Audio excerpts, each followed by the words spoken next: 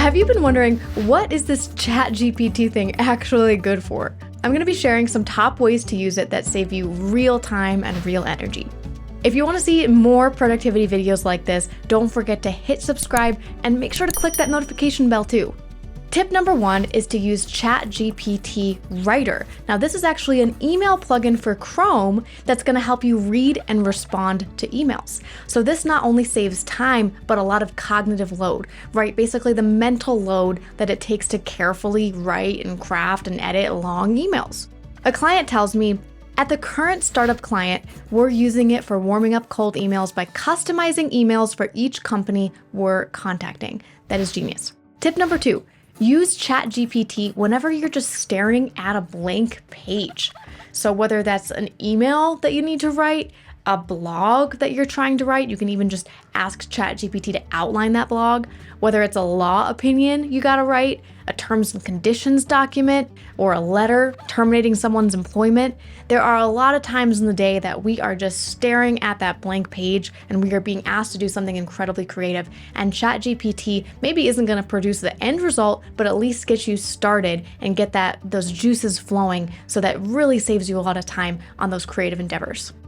Now, the real key here is to ask follow-up questions to go more in depth.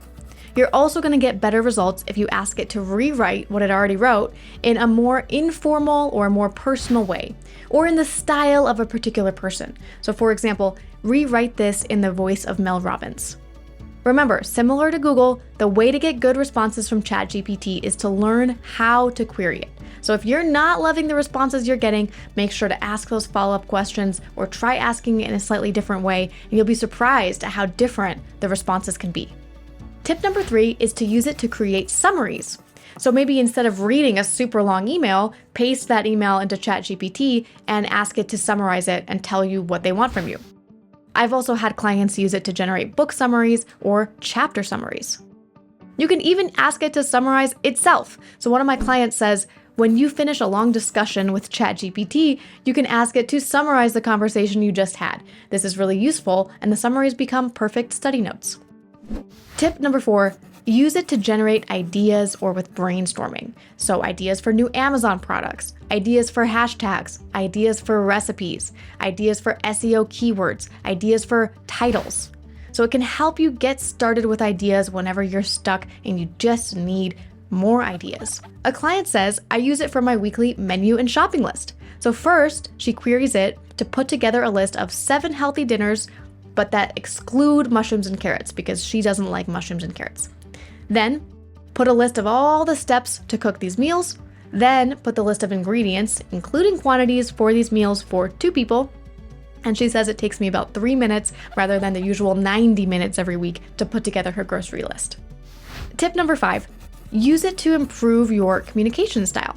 My personal favorite right now is converting something into what's called nonviolent communication. If you don't know about nonviolent communication, it's a very powerful communication style that's really great for having hard conversations.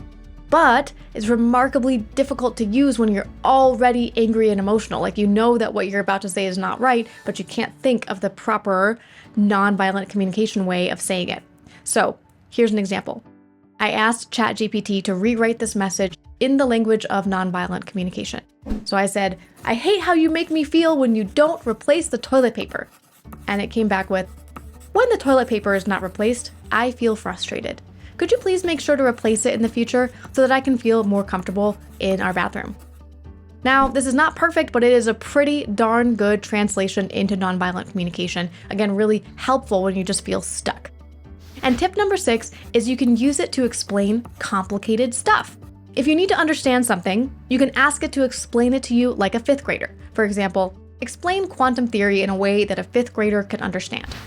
A client tells me, at work, I'm using it to translate complex info that my developers tell me into words that end users can understand more easily.